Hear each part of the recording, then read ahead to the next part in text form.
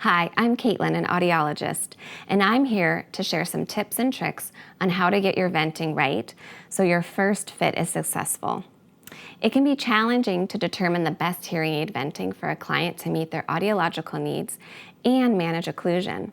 You need to ensure the hearing aid is powerful enough to treat their hearing loss, will fit in their ear properly, and sound comfortable. Too large of a vent and the client may not hear well enough, or feedback may occur. Too small of a vent and the client may experience too much occlusion. All of these issues could cause an individual not to wear their hearing aid. So, how do we get the venting right? We need to consider our client's audiogram, anatomy, and their perception of how it sounds when demonstrating some hearing aids.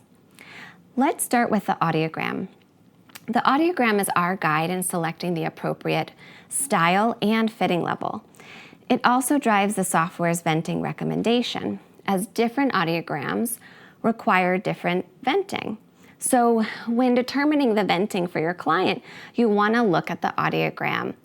First, we'll want to think about the severity. So how severe is the hearing loss and how much gain is required? More gain means more potential risk of feedback, in which case we'd want less venting. We also want to consider the configuration. Venting affects gain below 2000 hertz. So in this case, with normal hearing in the low frequencies, we want more venting, even an open fit, so those low frequencies come in naturally. And an individual with this type of hearing loss then might be more susceptible to occlusion.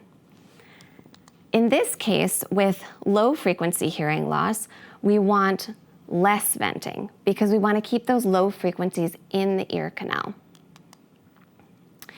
And we want to, of course, consider the type. So mixed hearing losses and conductive hearing losses require more gain, again, meaning more potential risk for feedback. So we'd want less venting.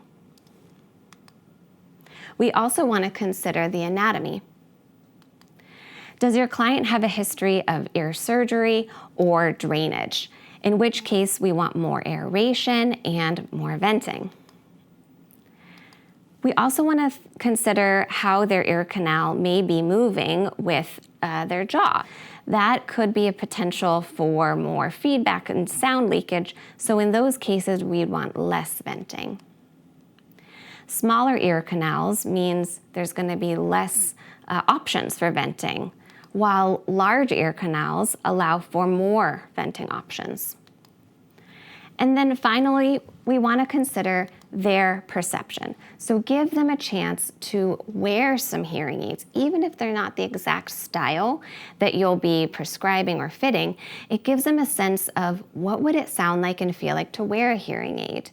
And it also gives you a sense to see how would it really fit in their ear canal. This way you can establish realistic expectations and adjust the venting accordingly. Tip. Evaluating the fit using real ear measurements can help you see what's actually happening in the ear canal. For example, if the gain is below target at frequencies lower than 2000 hertz, you can plug the vent. This also helps eliminate feedback. Conversely, if the gain is above target at frequencies lower than 2000 hertz, you can enlarge the vent.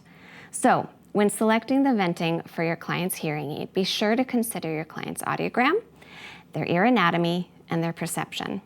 Doing so will lead you to a successful hearing aid fitting the first time.